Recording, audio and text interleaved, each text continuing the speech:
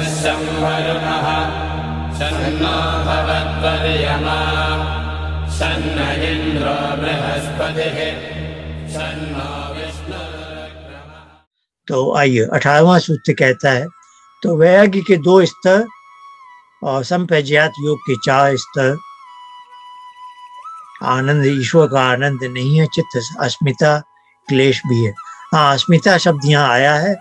अस्मिता एक क्लेश भी है, अविद्या अस्मिता, राग द्वेष अभिवेद निवेश। तो अस्मिता जो शब्द है, पद है, यह 2 अर्थों में योग दर्शन में आता है। यहाँ पर अस्मिता संप्रज्ञात योग समाधि के रूप में, और दूसरे अध्याय में अस्मिता एक क्लेश के रूप में भी आएगा। तो उसके बीच में आपको ध्यान रखना। आइए 18वां सूत्र, व्यायाम प्रत्यय अभ्यास पूर्वक संस्कार शेषो अन्य। ये जो भी प्रत्यय यानी चित्त की वृत्ति है, इसका हमें अभ्यास करते जाएंगे हम।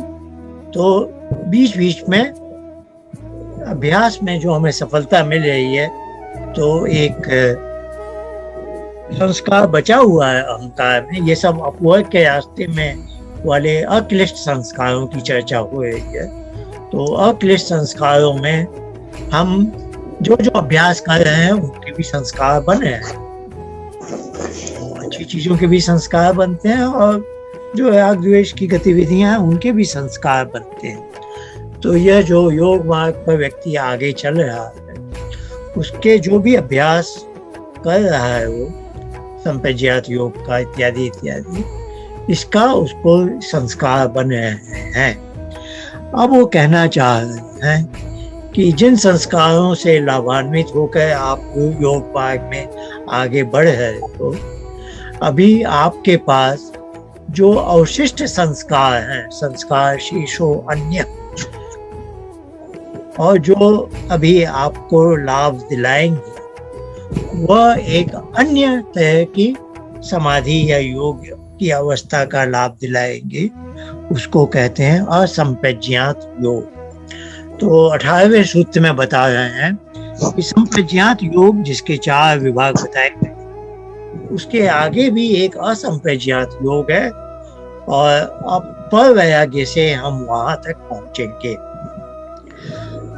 अब ये जो योग मार्ग की यात्रा है, 19वें सूत्र में बताया जा रहा है कि इस यात्रा में हम आगे बढ़ते हैं। पर इस संसार में बहुत से लोग आते हैं जिनको इस यात्रा में आगे बढ़ने की पहले से ही उनको एडवांटेज जैसे मिली हुई है। उनको भव प्रत्यय कहते हैं। भव यानी वे अपने पिछले जीवन में योग मार्ग में जो उन्होंने अभ्यास किया था, वो सब लेके आए हैं इस संसार में। अतः उनके पास रेडी एडवांटेज है, जिसके कारण वो इस यात्रा में आगे बढ़ते हैं। और उसमें 2 कैटेगरी बनाई गई है, विधेय और प्रकृति लय। विधेय और प्रकृति लय। तो अभी हम इसमें ज्यादा नहीं जाएंगे। अभी मैं थोड़ा आगे बढ़ रहा हूँ। इसमें पर मैं अगली स्लाइड पे जाता हूँ। भाव प्रत्यय उपाय प्रत्यय। तो हम सामान्य कोटि के व्यक्ति हैं। अब हमें इतरेशाम जो अन्य लोग हैं, भाव प्रत्यय वाले लोगों की तो उनकी उन्नति बहुत आसान है, बहुत जल्दी हो जाएगी, जो पिछले जन्म से इस तरह के संस्कार लेके आए हैं। हम और आप जो जिस श्रेणी के हैं, उनके लिए क्या उपाय हैं, तो अब उस उपाय प्रत्यय के लिए बता रहे हैं पतंजलि कि श्रद्धा वीर्य स्मृति समाधि प्रज्ञा पूर्वक इतरेशाम, यानी अन्य लोगों के लिए, मैं और आप जैसे लोगों के लिए वे बताएं क्या सीढ़ियां हैं। सबसे पहले है श्रद्धा। श्रद्धा अर्थात सत और धा। सत यानी सत्य, इसको धारण करना। देखिए, पतंजलि जो बोल रहे हैं वो एक तरह से सत्य है, और उस सत्य को हमने प्राप्त नहीं किया हुआ है। हमें यह सत्य नहीं मालूम है।